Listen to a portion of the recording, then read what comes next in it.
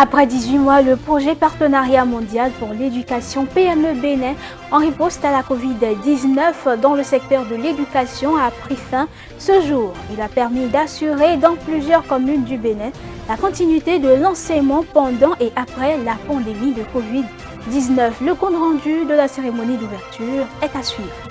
Abdoulaye Biotchane sur le chantier des logements sociaux après une visite guidé, le ministre d'État en charge du développement et de la coordination de l'action gouvernementale a dit sa satisfaction. Vous le suivrez dans cette section d'information. En RDC, la MONUSCO veut plus de moyens. L'émissaire de l'ONU en RDC a demandé l'aide du Conseil de sécurité pour renverser le cours des choses et pousser la RDC et le Rwanda à la négociation.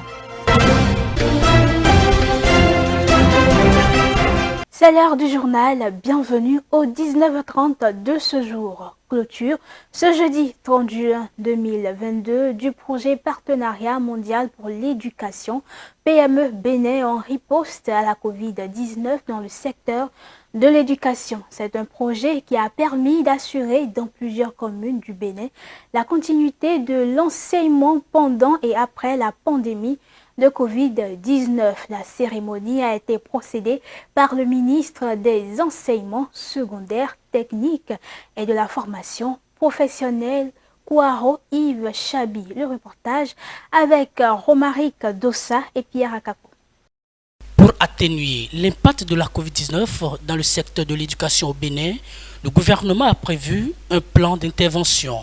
Pour l'appuyer sur le plan financier, le Partenariat mondial pour l'éducation a approuvé le 17 juin 2020 au profit du Bénin un don de 7 millions de dollars provenant du guichet du financement accéléré Covid-19 du PME. Un don destiné précisément à l'éducation de base comprenant le préscolaire, l'enseignement primaire et l'enseignement secondaire premier cycle. Toutes les activités inscrites dans le cadre de ce projet ont pris officiellement fin ce jeudi 30 juin 2022. En termes de résultats, sur 5 des 6 indicateurs de développement du projet ont été atteints. Le seul restant, c'est le nombre d'élèves bénéficiant d'interventions directes pour améliorer l'apprentissage dans les 20 communes. Cet indicateur n'a pas pu être atteint, n'a pas pu atteindre sa cible de 24 000 en raison du fait qu'il y a eu une baisse des effectifs des garçons dans les 20 communes. Pour le chef de file des ministres en charge de l'éducation au Bénin, Yves Kouaro Chabi, les résultats sont satisfaisants. Au nom du gouvernement, il réitère ses remerciements à tous les partenaires techniques et financiers, notamment PME, pour son appui permanent au service du développement du système éducatif béninois. Je voudrais saluer le professionnalisme et l'engagement du coordonnateur du projet et son équipe, dont l'endurance et l'abnégation ont permis d'aboutir aux résultats satisfaisants que nous célébrons ce jour. Aux directeurs techniques et centraux, à tous les cadres à divers niveaux impliqués dans l'exécution du projet, je dis merci et bravo. Mesdames et messieurs, je m'en voudrais de terminer mon propos sans vous exhorter à poursuivre sur cette... Pour rappel, le projet PME Bénin en riposte contre le Covid-19 dans le secteur de l'éducation a été exécuté sur une période de 18 mois avec 2 objectifs de développement. Assurer la continuité de l'enseignement pendant et après la pandémie de Covid-19, en particulier dans les communes défavorisées. Ensuite, accroître la capacité du gouvernement à atténuer les effets des crises futures. 2 audiences ce jour au ministère des Affaires étrangères et de la coopération. Aurélien Agbenossi a reçu les ambassadeurs de Vietnam et de l'Espagne. Leur déclaration à la fin de l'audience avec Romaric Dossa. Pour le compte des 2 audiences enregistrées ce jeudi 30 juin 2022 au ministère des Affaires étrangères et de la coopération, c'est l'ambassadeur de l'Espagne près le Bénin qui ouvre le bal. Il expose auprès du ministre Agbenossi sa vision de relancer les relations entre l'Espagne et le Bénin. Et ça touche, disons, tous les domaines. Je parlais avec monsieur le ministre qu'il fallait d'abord peut-être renforcer les cadres juridiques des accords qui unissent les 2 pays. Et on a décidé de travailler là-dessus. Et comme base pour mettre les relations en marche dans beaucoup d'autres domaines. Je pense surtout à à l'économie qui était très importante et a augmenté la présence des compagnies espagnoles dans les pays. Mais je pense aussi à la culture. J'étais vraiment étonné de voir comment l'espagnol a une présence importante ici au Bénin. Et je pense aussi à la sécurité, à la contribution de l'Espagne pour la sécurité dans les golfs de Guinée. C'est-à-dire qu'il y a beaucoup de choses à faire. Et surtout, le message, c'est que l'Espagne veut être partenaire du Bénin dans cette phase prometteuse de développement et croissance dans les pays. L'ambassadeur du Vietnam près le Bénin, quant à elle, a échangé avec le ministre des Affaires étrangères et de la coopération Aurélien Agbenossi sur les potentielles coopérations entre le Bénin et le Vietnam, surtout dans le domaine de l'agriculture et du commerce. Nous avons beaucoup de similitudes entre nos deux pays, surtout que nous sommes des pays agricoles. Et nous avons des points forts dans ce domaine et que nous pouvons échanger, nous pouvons partager des expériences ainsi que la technologie, les techniques dans ce domaine. Et nous avons discuté aussi les moyens de renforcer les relations économiques et commerciales entre nos deux pays pour pouvoir hausser ce niveau à un niveau plus grand. Et c'est ce qui est le plus important, c'est de renforcer. Aujourd'hui, nous avons discuté les moyens de renforcer les relations d'amitié entre nos deux pays, parce que nous sommes cette année, l'année prochaine, ce sera le 50e anniversaire des relations de l'établissement diplomatique des relations entre le Vietnam et le Bénin. Et elle boucle ainsi les audiences du jour. Le président de l'Assemblée nationale, Louis Béounou-Lavonou, a échangé avec une délégation de transporteurs de ciment du Bénin.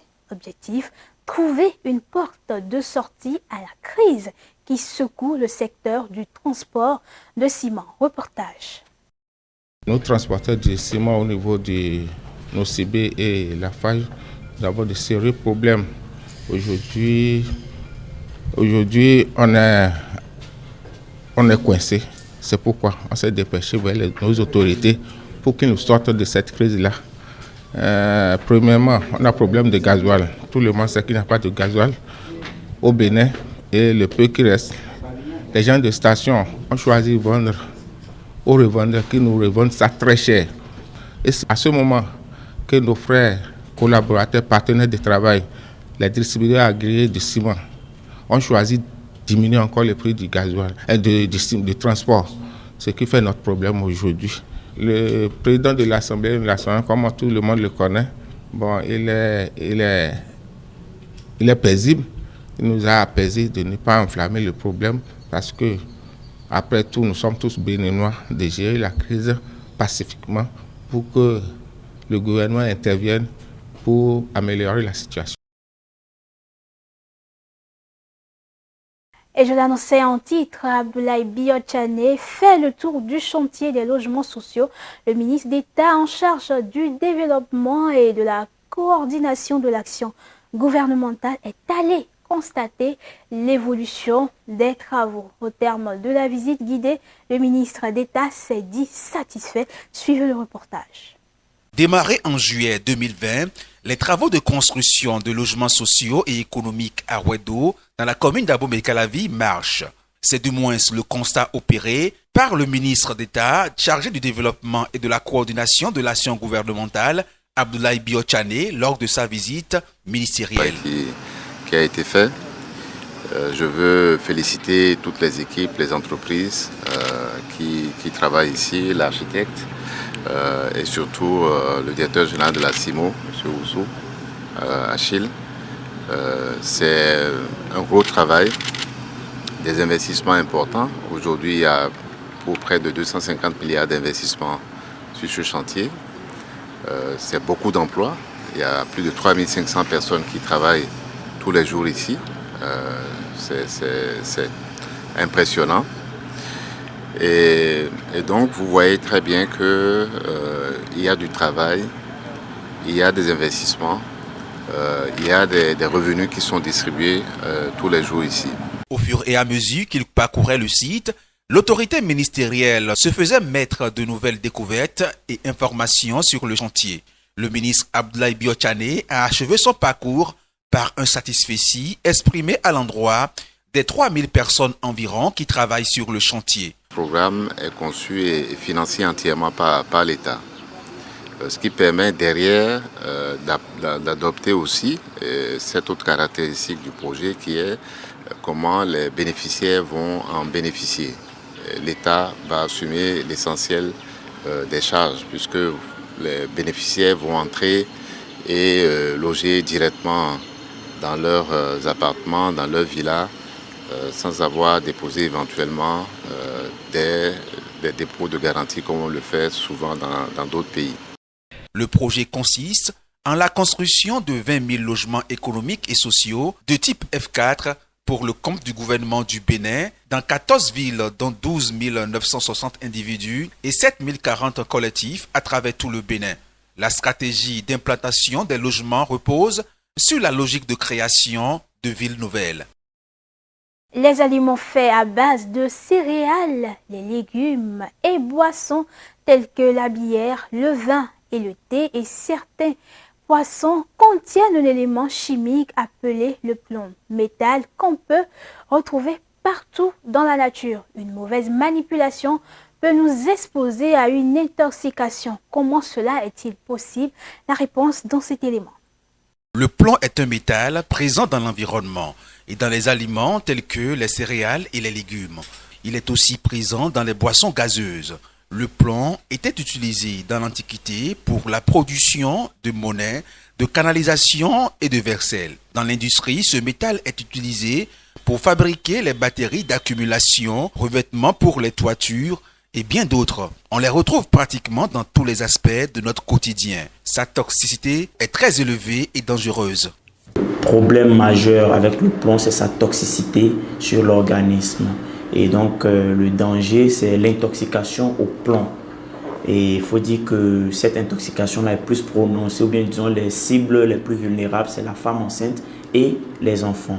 Par exemple, chez l'enfant, l'intoxication est plus neurologique, c'est le cerveau, le système nerveux qui est beaucoup plus visé avec les nerfs, tout ça. Donc, on peut retrouver par exemple une baisse du quotient intellectuel, des troubles cognitifs, des troubles du comportement, l'enfant qui est hyperactif, qui est agité, donc de temps en temps, et puis des troubles de l'attention. Donc à l'école, c'est pas trop ça, et même à la maison.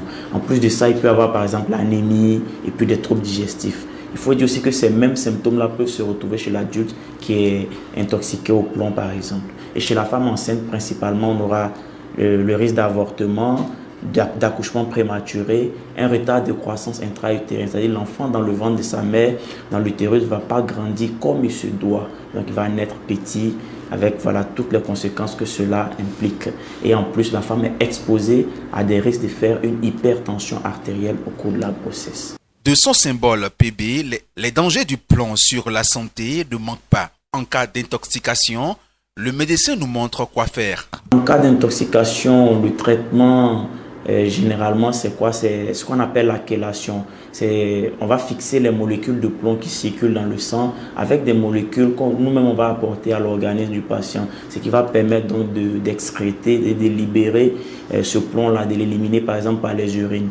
À part ça, le meilleur traitement en fait, c'est de soustraire le sujet de l'exposition, du facteur ou de la source d'intoxication. Voilà. Et bon, le reste, c'est des suivis à l'hôpital de la plombémie, donc le taux de plomb, bien la quantité de plomb dans le sang. Tout le monde est exposé à l'intoxication au plomb, mais les enfants étant les plus fragiles, il est important de les éloigner de tout ce qui contient du plomb. Hors du cadre national à présent, et on ouvre la page inter avec le Togo, qui est la région des savanes, et elle expérimente l'état d'urgence sécuritaire prévu pour une durée de 3 mois. Cette mesure peut être prorogée sur autorisation de l'Assemblée nationale qui prévient le gouvernement togolais. La mesure intervient après l'attaque qui a coûté la vie à 8 soldats togolais et blessé 13 autres dans la nuit du 10 au 11 mai revendiquée par une alliance proche d'Al-Qaïda. Pour faire face à la menace djihadiste dans le pays, le Togo a décrété le 13 juin l'état d'urgence sécuritaire dans la région des Savanes, dans l'extrême nord. La mesure intervient après l'attaque qui a coûté la vie à 8 soldats togolais et blessé 13 autres dans la nuit du 10 au 11 mai dans la ville de Dapagan qui enregistre l'afflux de personnes déplacées du Burkina Faso. La sécurité est renforcée. Vers mi-mai, on a remarqué l'arrivée des militaires juste après la frappe des djihadistes dans le nord qu'ils sont arrivés. Et depuis lors, on remarque la présence des militaires un peu partout dans la ville. On les remarque un peu partout. Et il y a des patrouilles toutes les nuits. Outre les patrouilles militaires, la population tente aussi d'éveiller au grain. L'appréhension étant grande dans cette période de menaces djihadistes.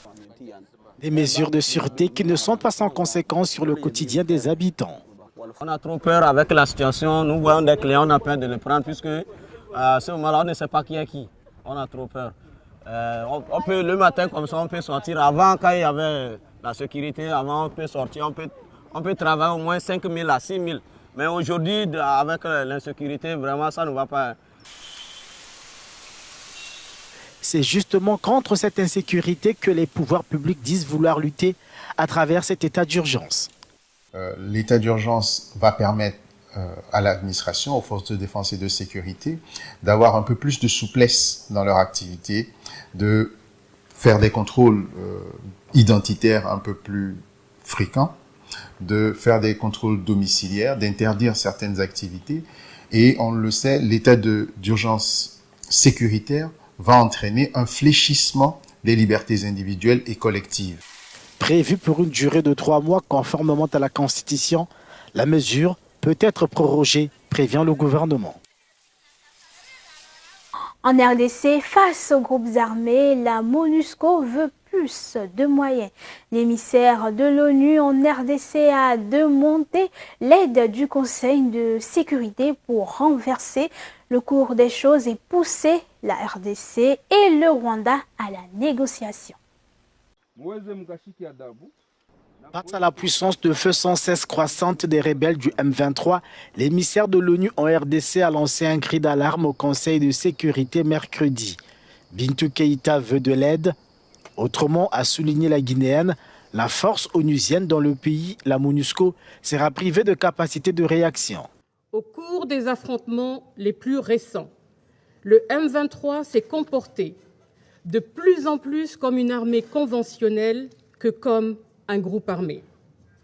Le M23 dispose d'une puissance de feu et d'équipement de plus en plus sophistiquée, notamment en termes de capacité de tir à longue portée, de mortiers et mitrailleuses, ainsi que de tirs de précision sur des aéronefs. Le plus important dans une situation de guerre, sous le chapitre 7 de la Charte des Nations Unies, est la protection des civils. En RDC, les citoyens congolais ne sont pas convaincus que celle-ci est la priorité des priorités pour la MONUSCO. Il s'avère donc indispensable que la MONUSCO se mette en œuvre dans ce domaine. Une posture robuste et offensive est aussi nécessaire car une MONUSCO qui ne serait pas en mesure de s'imposer et de dissuader sur le terrain aura beaucoup de mal à s'acquitter de sa mission et de son mandat de protection des civils. Les attaques dans les provinces congolaises du Nord Kivu et de l'Ituri ont coûté la vie à plus de 150 civils entre le 28 mai et le 17 juin. Et au Maroc, l'émotion reste vive et les controverses se multiplient quelques jours après le drame survenu vendredi 24 juin à l'entrée de Melilla, possession espagnole dans le nord du Maroc, où au moins 23 migrants ont péri lors d'une tentative de passage en force à l'intérieur de l'enclave. Le Maroc assure demeurer une terre humaniste et inclusive, mais promet de maintenir la fermeté contre ces réseaux de trafic des êtres humains. Des migrants ont manifesté mardi devant le bureau du Haut-Commissariat de l'ONU pour les réfugiés à Rabat au Maroc contre le traitement inhumain dont ils sont victimes de la part des forces de l'ordre marocaines. Au moins 23 personnes ont trouvé la mort vendredi lorsque quelques 2000 migrants ont tenté de pénétrer dans l'enclave espagnole de Melilla à partir de la ville marocaine de Nador. Nous sommes allés dans la ville de Nador et ils nous ont violemment battus. Ils ont tué nos amis et nos familles. Le gouvernement marocain a dit qu'il y avait 23 morts, mais nous savons qu'il y en a plus de 70. C'est inhumain. Nous demandons qu'il n'y ait pas de discrimination entre les migrants. Certains incidents n'ont pas été filmés. Il y a beaucoup de morts parmi nous et actuellement, beaucoup de jeunes sont en prison et plusieurs autres blessés gravement. Nous demandons aux associations de droits de l'homme d'intervenir pour soigner les blessés et en même temps, nous leur demandons de nous évacuer immédiatement vers des pays sûrs car nous ne nous sentons pas en sécurité ici. Face à la gravité des faits, le parquet espagnol a annoncé mardi l'ouverture d'une enquête, répondant ainsi à la demande formulée par l'ONU. Alors que la situation en Libye est toujours aussi compliquée, une conférence internationale a été organisée mardi 29 mai sous l'égide des Nations Unies. L'ONU a lancé aux responsables libyens un appel à un effort décisif et courageux pour sortir de l'impasse sur les élections. Au centre des échanges, les dispositions constitutionnelles pouvant permettre la tenue des élections. La rencontre intervient après l'échec des négociations organisées du 12 au 19 juin dans la capitale égyptienne. C'est en Suisse que se joue peut-être l'avenir de la Libye. Aguila Saleh, le président du Parlement libyen, et Khaled Al-Mesri, chef du Conseil suprême d'État du gouvernement basé à Tripoli, ont entamé mardi des discussions à Genève sous l'égide des Nations Unies. Au centre des échanges, les dispositions constitutionnelles pouvant permettre la tenue des élections. La rencontre intervient après l'échec des négociations organisées dans la capitale égyptienne, des échanges plombés par l'épineuse question des candidatures à la future élection présidentielle. Les autorités de Tripoli s'opposent à la participation des hommes en uniforme au scrutin. Ce refus est perçu comme un obstacle à une éventuelle candidature du maréchal Khalifa Haftar, dont les forces soutiennent les autorités de l'Est. À Genève, les protagonistes tenteront donc de trouver une issue à la crise libyenne, accentuée par l'existence de deux gouvernements rivaux dirigés par Hamid Deiba et Fatih Bachaga depuis l'échec de l'organisation de l'élection présidentielle en décembre dernier.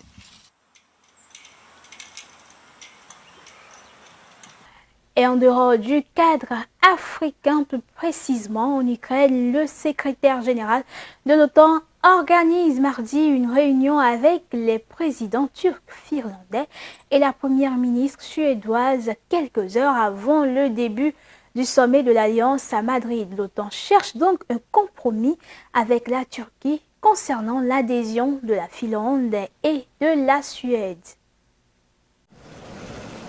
La gravité sur le visage du secrétaire général de l'OTAN à l'issue d'un sommet qualifié d'historique à Madrid. Face à la menace russe, l'Alliance Atlantique se muscle.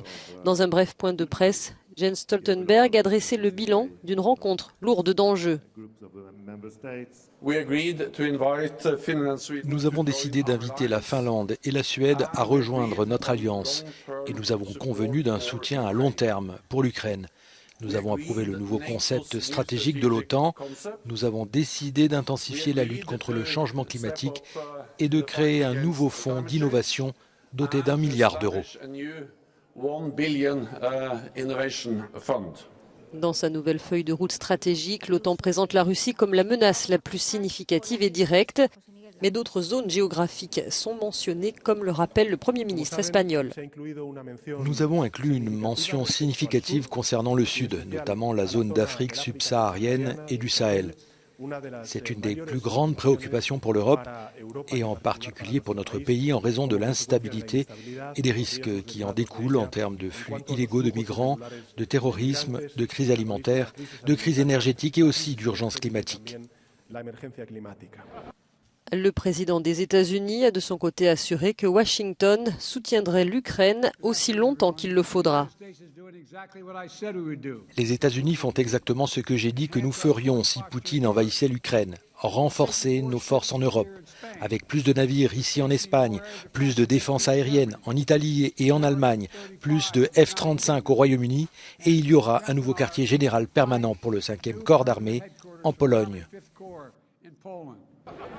Il a également fait savoir que les États-Unis livreraient à l'Ukraine une nouvelle aide militaire représentant plus de 800 millions de dollars. Et on continue toujours avec l'Ukraine qui a publié les images de l'impact du missile russe sur le centre commercial de Kremenchuk, filmé par des caméras de surveillance qui auraient capturé le moment où un missile russe frappe le centre commercial de la ville. L'attaque a fait une dizaine de morts et des dizaines de blessés et de disparus. Les images sont impressionnantes.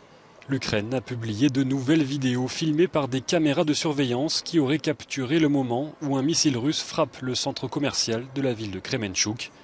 L'attaque a fait une vingtaine de morts et des dizaines de blessés. Ces images se déroulent dans un parc adjacent. Les débris volent. Les gens paniqués tentent de se mettre à l'abri. Quelques heures plus tôt, Volodymyr Zelensky a publié une autre vidéo dans laquelle on peut voir un missile détruire un bâtiment et provoquer un incendie. Moscou a d'abord soutenu que le feu avait été causé par l'explosion d'un entrepôt contenant des armes fournies par l'Occident. Suite à la diffusion de ces vidéos, la porte-parole du ministère russe des Affaires étrangères a encouragé la société occidentale à s'interroger sur les raisons qui poussent leur régime à fournir des armes à proximité d'un centre commercial.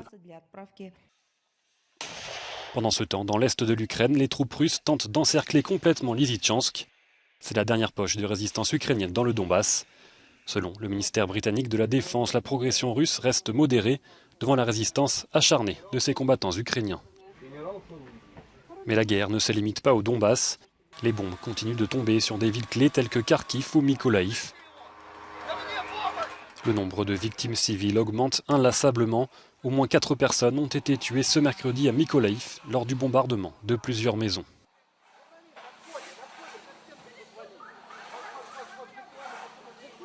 Et c'est la fin de cette édition. Merci à vous de l'avoir suivi. Vous pouvez également nous retrouver sur tous nos canaux digitaux Facebook et YouTube. Portez-vous bien.